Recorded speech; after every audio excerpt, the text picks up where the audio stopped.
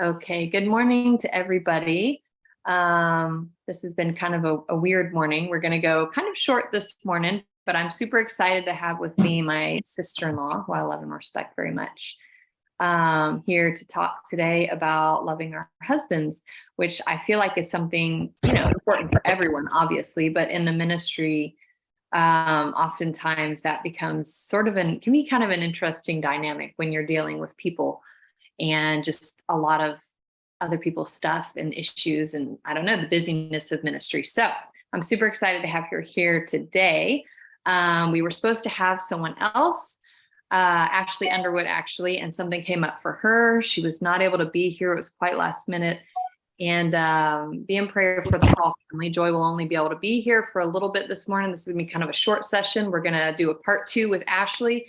But because of the death of Jeremy Hall's father, she's only able to be here a short while. Her and her husband are headed to the funeral today. So please be praying for the Hall family as they're dealing with this death in the family and how difficult all this is for them. So, but thank you, Joy, for being here today, for being willing to do this with me by yourself. So since we have a short amount of time this morning, we're going to jump right in and get to our first question. We like to always start with a strong foundation in what our Bible teaches us and make that kind of the springboard for everything else we talk about. So let's start.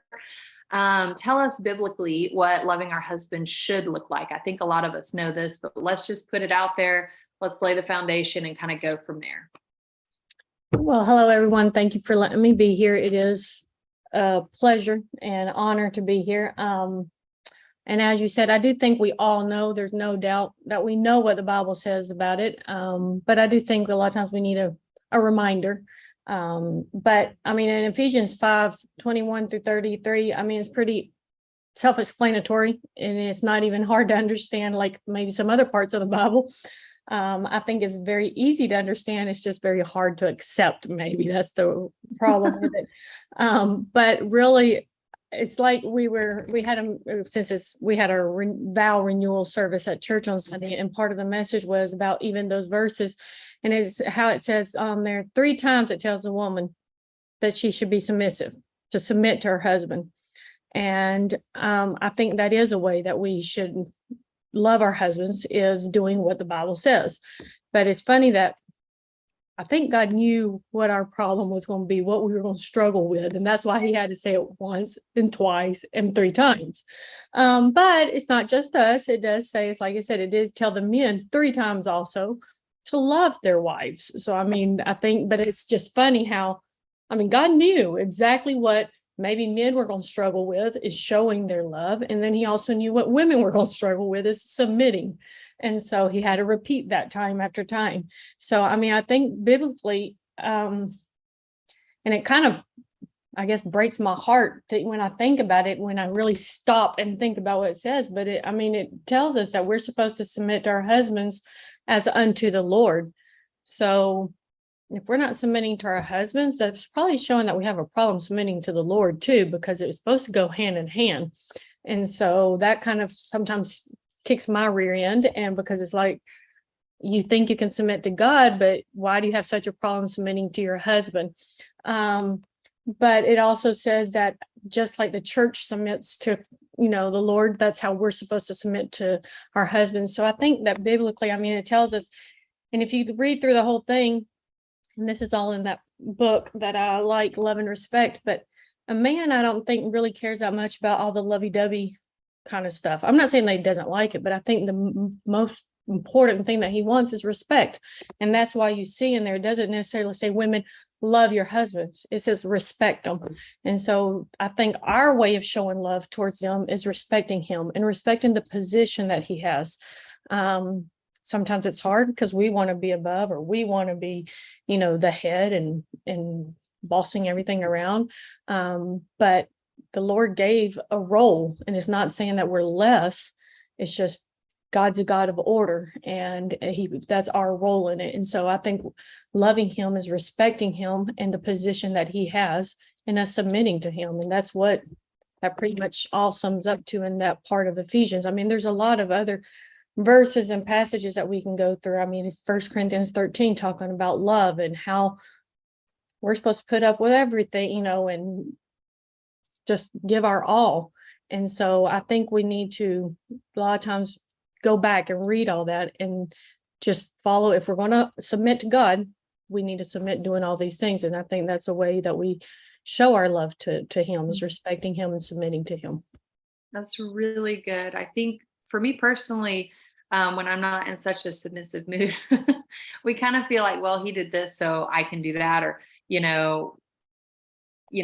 this behavior merits this action or whatever. But in reality, the spiritual side of it kind of negates all of that. Like my responsibility to respect, like you said, it's about God. It's about obedience to God. It's not about because my husband is perfect and always deserves respect, just like I'm not perfect and I don't always deserve love, even though we don't like to think of it that way. We were given a command by God, like you said, and it's a heart issue. It's a spiritual matter. And so we can pretend to be spiritual all we want all day long. But if we go back to the root of this relationship and these commands, and there's a problem there, then I love what you said. There's possibly this heart issue even toward God and the way he's commanded us to have order in our lives and our relationships and how we're supposed to be treating our husbands. So that was really good. And I think a lot of times I don't consider that. I think, well, of course my husband should love me. It would be wrong of him to withhold love because I'm acting a certain way or I'm not, being the best wife. That would just be wrong. But we think of respect, I think, a lot of times. And that book is excellent. I love that book. It kicks my tail every time I read it. But the thought of, withholding respect, like you said, that seems more appropriate in our eyes or acceptable in our eyes, when in reality, the love that he is supposed to show to us, it should be unconditional, just like the respect should be unconditional.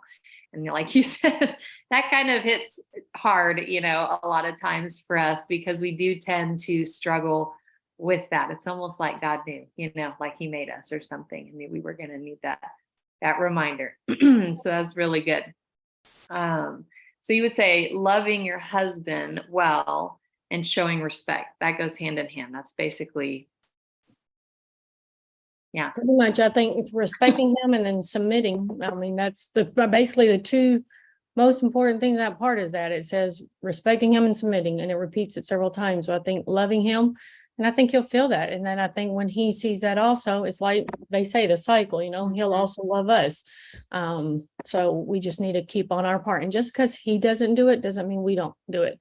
And it's just Right. funny to me that we can argue and we can complain with what he might say. We don't want to submit, or we don't want this and the other, and we can have a problem with it.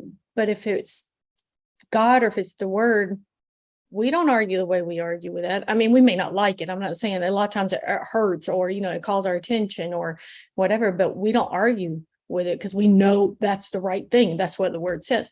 Well, that's what the word's saying. If we submit to our husbands, we're supposed to do it as we're doing it to Christ.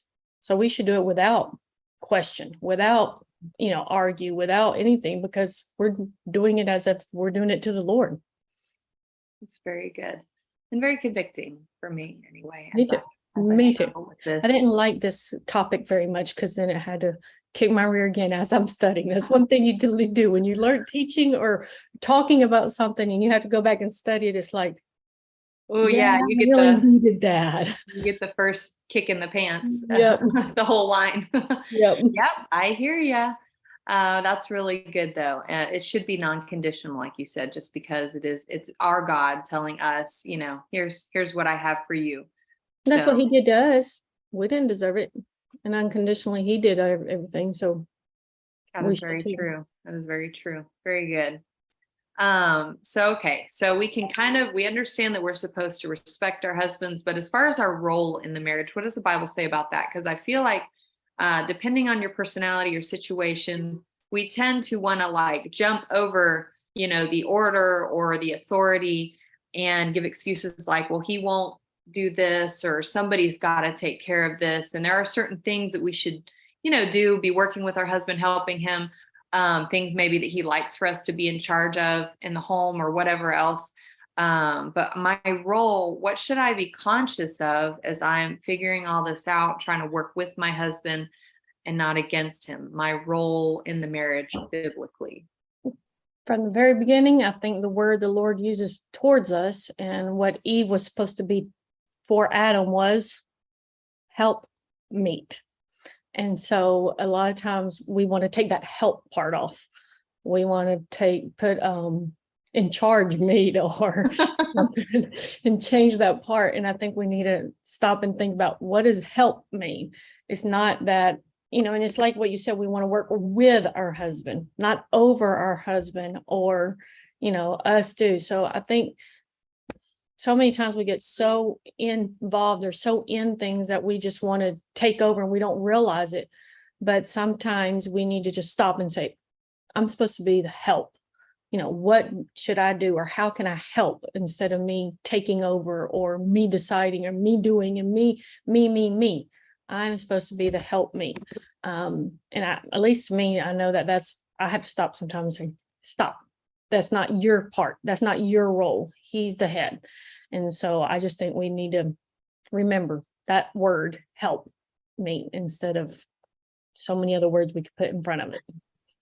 That's really good. Yeah. And like you said, God has an order, and it's not to make, one person more important than the other, but there should be a common goal, and we fulfill that role in the marriage.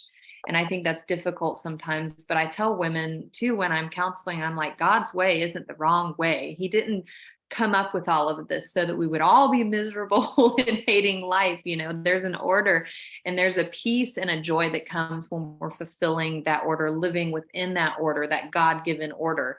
And it's interesting too how our husbands respond when we get in line and not just do what he's wanting us to do, but submissiveness to the Lord and his order, and how it just brings about so much more harmony and peace in our marriages when we are bulking that and trying to do it our own way or add or change things. There's just discord and there's kind of like this grinding, like, ooh, in your relationship.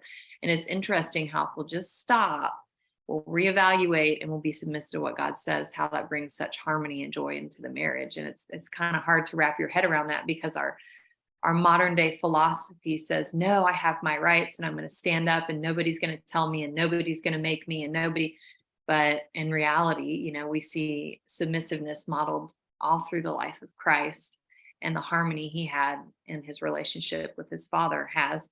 And that's something that we should really consider, I think, and take to heart, like you said, and look at our original design and how living according to that original design really does bring just a joy and a peace, I think, in our marriage. And a lot of times when I get that out of whack is usually when we begin having little spats and butting heads and everything else. So I don't know why I'm like that. Maybe I'm the only Oh, you're not the only one. The other day we were counseling a couple, and that's my husband even said that. He said the problem a lot of times is God's a God of order. There's a role. When we knock that out of place and we're not keeping that role, there's nothing. It's like, seriously, it's like nothing goes well. There's not the peace, the joy. There's always either nagging and problems and fighting and arguing. I don't know. There's just something there that is, and that there is because we're not keeping that role how it needs to be. Your marriage isn't working as well as it should be. There's not that happiness and love and all that, and it's because we try knocking all these blocks out of place. And so many want to try to think, oh no, you're trying to make me less, and I just can't do that. But it's like you said, God is a God of love, and he did this for a reason, and he does everything with a purpose. And there's a role in everything. If you look around the world, I mean, it's not just like, oh, God's so mean, and why do you have to make this role in marriage? There's a role everywhere in the corporate world, in the army. I mean, there's roles, there's different people are over other people. It's just, that's how life works. And so we just need to learn to accept it and keep that order, because the Lord put an order, keep it that way, and you'll just be amazed at how things just flow nicely when we keep it that way. That's really good. Yes, I absolutely agree. Okay, so for people, ladies that are more type A and they, thrive on, running stuff, being in charge, I think that's a fantastic quality. I envy that a little bit because I am not naturally that way, and I would like to be that way. I think there's a place for that. I think it's a wonderful character trait, and I admire women like that, honestly. But if I am a type A personality, I enjoy being in charge, different things in life and in ministry. How can I be careful, I guess, and be the right kind of helpmeet and use my strengths to love my husband and work with him and serve him and not just run over him? This is one of my problems. Because I am one of those. And once I get started, it's like this, sir. And once I get started, it's like I gotta go and I gotta finish and I gotta do and I'm gonna do and I gotta get it all done. And me, I'm gonna do it. And I think we need to be careful, which it's like you said, it's a great thing because you can get so much done and you can help in so many ways. But I think that in an everyday thing, get in the word, think about, get ready and say, okay, this is my position. This is what I need to do. Stop and think. Because a lot of times, and I'm thankful, there's so many times that my husband has to literally say, thank you for your help, but calm down. Let's chill. Let's, so I think a lot of times we need to die to ourselves. Also, and say it's not all about the way I do it, what I want. And we need to learn to let go of things too. I'm not saying that you can't do things, but just so many times we just want to do it all, or we want to take over because that's just our personality. But I think we need to learn to, yes, use our strengths, but in our ministries and everything that we have, but we also need to learn to let go, let other people do things too, die to ourselves, and so that other people can grow. And I mean, that's something that, you need to learn to delegate. And it's not a bad thing. That's discipleship. That's also teaching, because how are they going to learn, or how are they going to do if you don't, let go? You got to do it all. So I think a lot of times we just need to be careful I'm thankful because I fight with this all the time. And I'm thankful that my husband is man enough to say, stop, calm down, wait a minute. And then I'm like, okay, yeah, I know. I'm so, okay, I stopped, I thought about it, I calmed down. And it's not that you stop and you don't do anything. It's just like, okay, wait a minute, you're remembering where you're supposed to be. And so I don't have to have control over everything. And there goes that control girl book again. We don't have to have control, but we want to. Always, some way or another, we want to. And so just be careful and take time to stop and think, what does the Lord want me doing? How am I, what's my role? Not what I want, not the way I want to do it. What's my role? How am I supposed to do this? That's really good. It's good to stop and evaluate and remember, because like you said, I think we can get going like that train and we just go faster and faster, and we don't take time to stop and go, whoa, what's going on? And perhaps some of our husbands aren't as assertive, and they're not going to just stand up and go, hey, hello. Maybe it's a little comment or something a little more subtle, and we need to be attentive to when he's given us the signal, like, okay, and not just continue on, because we can cause some major problems. I think we've learned over the time, and that's why he does it. Because I've asked him, I'm like, I need that. Please, yeah, maybe we should do that. Maybe we should all go. Because at first he would, and it was more of this, and I'm like, wait a minute, what's going on? And then finally, I think maybe it got to a point where, and he stopped, and I was like, that's what I need, because I just know myself. I'm like, just stop me. So, but some may not do that, but yes, we need to, be more conscious of what we're doing, and maybe catching an eye on his reactions too, or how he's seeing what we need to do. That's really good. Yeah. Be attentive, ladies. We gotta reel this in sometimes, but I think it's a God-given personality trait, but it needs to be submitted to the will of God, first of all, and then conscious of our role in marriage also, to be truly a blessing. Otherwise, we're not so much a blessing. I think we can have role models a lot of times in our lives, Joy, of godly women. I know I have women that I look up to and want to imitate. But would you say it's important to be talking to and communicating with my own husband about how I can help and love him specifically, and not just assume, well, if I'm like her, I'll have a really good marriage, or if I'm like her, everything's going to work out? Does that make sense? Yeah, I think it's great to have role models, and I think we should look at them and have goals, but I think we need to be careful what we're looking at on her, because she and I are not going to be exactly the same. Her husband and my husband are not going to be the same. So yes, my goal can be, oh, wow, look, for example, my parents, they are going to turn 50 years of marriage this year. And I can be like, that's my goal. I want to get to 50 years. But then we have to be careful not looking at the tiny little things, because my husband may not like that or the other. So yes, in the overall, look at, their marriage, or say, well, look, they, even through the hard times, they're together. But those little tiny details, maybe of what they do, one towards the other, just little things that we can't be focused on because our husband may not like that, But I think so that's why it's more important. We need to talk to him. And always, I think communication is essential in our marriage. And I think we need to ask questions, like, how could I do that better? What can I change? What would you prefer, et cetera, and communicate. But be ready when you do communicate, when you do talk, to his response may not be something you want to hear. You may not like it. You may not agree with it. So I think we need to be ready to, not show faces or, get mad, and just saw it and say, think about it and pray about it, and try, be willing to bend, be willing to go halfway, do something.